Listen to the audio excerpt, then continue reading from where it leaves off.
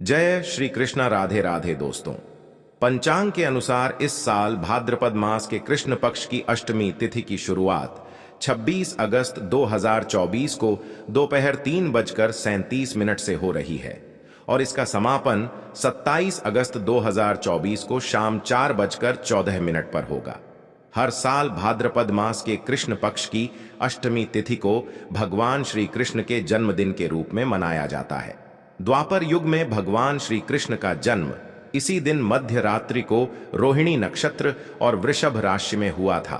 उनके जन्म के समय समस्त दिशाएं स्वच्छ और प्रसन्न हो गई थीं और पूरी पृथ्वी मंगलमय हो उठी थी। भगवान विष्णु के अवतार श्री कृष्ण के प्रकट होते ही जेल की कोठरी में प्रकाश फैल गया और स्वर्ग में देवताओं की ध्वनि गूंजने लगी। सिद्ध और चारण भगवान के मंगलमय गुणों की स्तुति करने लगे। शास्त्रों में जन्माष्टमी व्रत का बहुत महत्व बताया गया है। इस व्रत को करने से 1000 एकादशी व्रत के बराबर पुण्य मिलता है। 100 बार गंगा स्नान करने के बराबर फल मात्र जन्माष्टमी का व्रत करने से प्राप्त होता है। इस दिन ध्यान जाप और रात्रि जागरण का विशेष महत्व होता है। इसलिए जन्माष्टमी की रात जागरण कर भगवान के भजन कीर्तन करना चाहिए। भविष्य पुराण में उल्लेख है कि जिस घर में यह व्रत किया जाता है वहां अकाल मृत्यु गर्भपात जैसी घटनाएं नहीं होती और वहां का वातावरण सौभाग्यशाली बना रहता है। जो व्यक्ति इस व्रत को करता है उसे श्री कृष्ण का आशीर्वाद प्राप्त होता है और वह जीवन में सभी सुखों को भोग कर विष्णु लोक में निवास करता है। जन्माष्टमी की पूजा विधि के अनुसार इस दिन सुबह जल्दी उठकर स्नान आदि से निवृत्त होकर स्वच्छ वस्त्र धारण करें, फिर पूर्व या उत्तर दिशा की ओर मुख करके व्रत का संकल्प लें।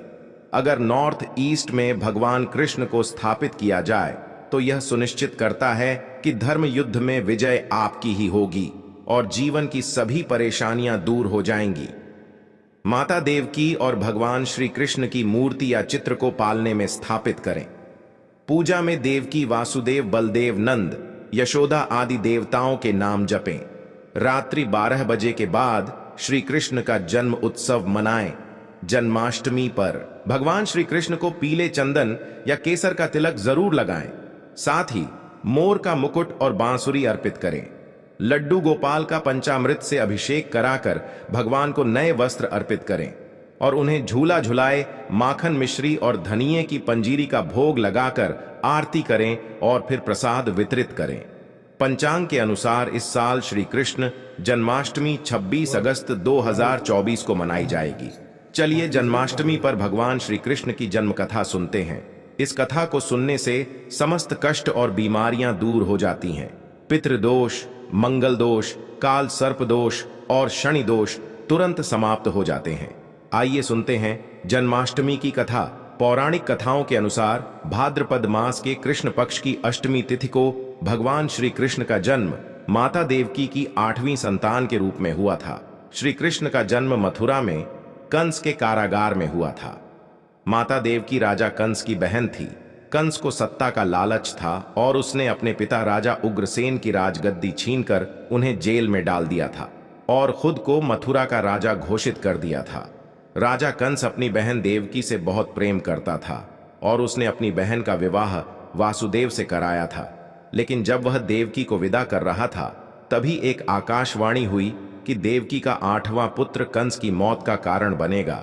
यह सुनकर कंस भयभीत हो गया और उसने तुरंत देवकी और वासुदेव को जेल में बंद कर दिया।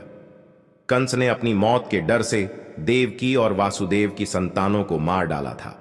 भगवान श्री कृष्ण का जन्म भाद्रपद मास के कृष्ण पक्ष की अष्टमी तिथि को रोहिणी नक्षत्र में हुआ। कृष्ण के जन्म लेते ही कारागार में प्रकाश फैल गया। आकाशवाणी हुई कि विष्णु जी ने कृष्ण के रूप में देवकी के गर्भ में जन्म लिया है। वासुदेव को निर्देश मिला कि वह बालक को गोकुल में बाबा नंद के पास छोड़ आए और वहां से एक कन्या को लेकर वापस आ जाए। वासुदेव ने बालक को टोकरी में रखकर सिर पर उठाया और गोकुल की ओर चल पड़े। इस यात्रा में वासुदेव को कई कठिनाइयों का सामना करना पड़ा। यमुना नदी में जल का प्रवाह बढ़ गया, लेकिन श्री कृष्ण के चरण स्पर्श से नदी शांत हो गई।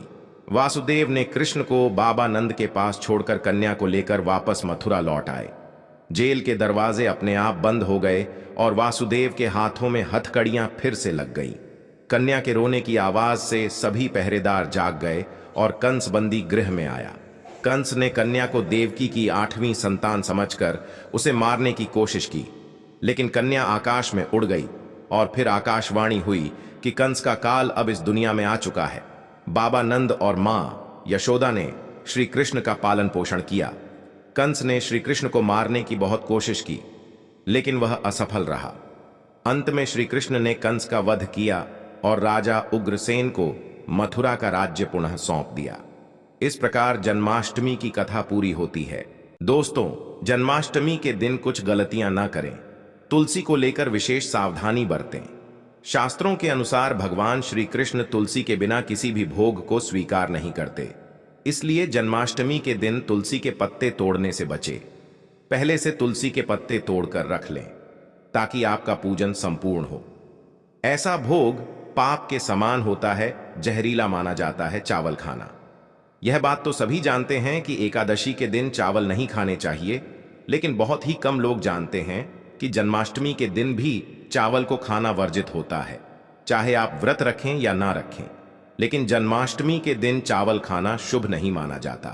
तामसिक भोजन जन्माष्टमी के दिन तामसिक भोजन वर्जित माना जाता है। ऐसे में इस दिन मांस, मदिरा, प्याज और लहसुन नहीं खाना चाहिए।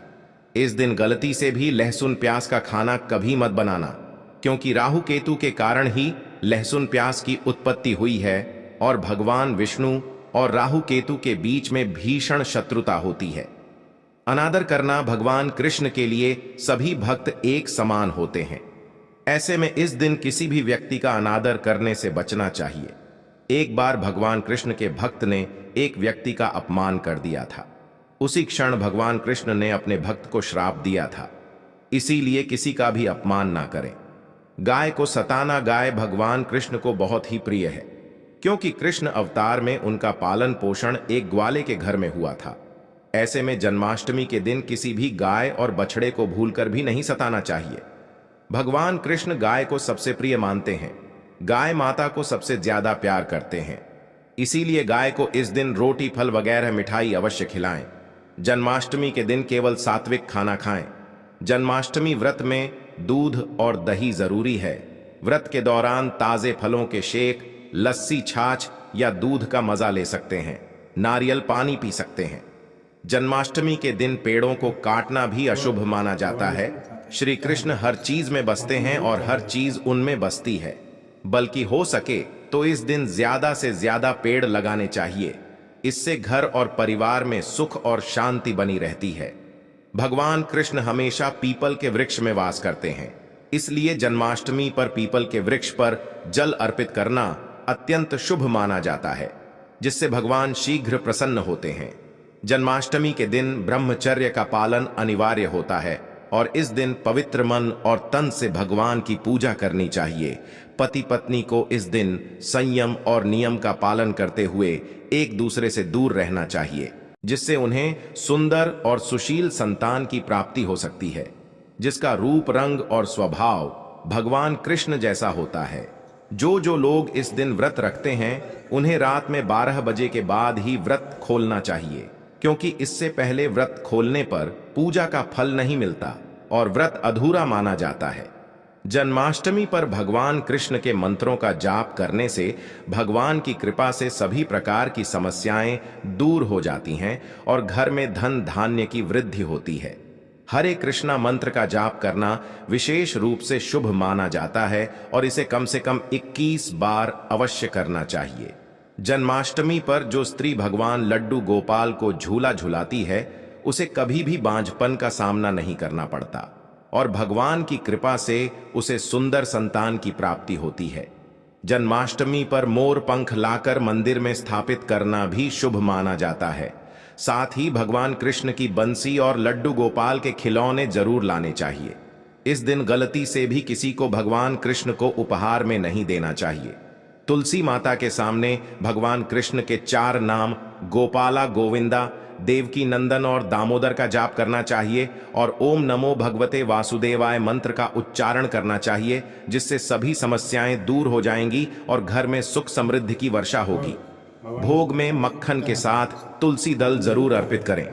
जन्माष्टमी के शुभ अवसर पर नमक का विशेष उपाय करने से आपके सारे पाप नष्ट हो जाएंगे और गरीबी दूर हो जाएगी। इसके लिए एक नमक का पैकेट, 50 ग्राम सूखी लाल मिर्च, 500 ग्राम चावल, 100 ग्राम उड़द की दाल, 50 ग्राम आटा, कुछ दक्षिणा, एक पानी की बोतल और कुछ काले तिल को एक थैली में एकत्रित कर किसी गरीब बुजुर्ग या महिला को चुपके से दान दें और पीछे मुड़कर ना देखें। यह उपाय गुरु परंपरा से प्राप्त एक महा उपाय है, जिससे आपकी किस्मत बदल सकती है। मैं यह उपाय हर जन्माष्टमी पर करता हूं और आपको भी इसे करने की सलाह देता हूं। जय श्री कृष्णा। राधे राधे।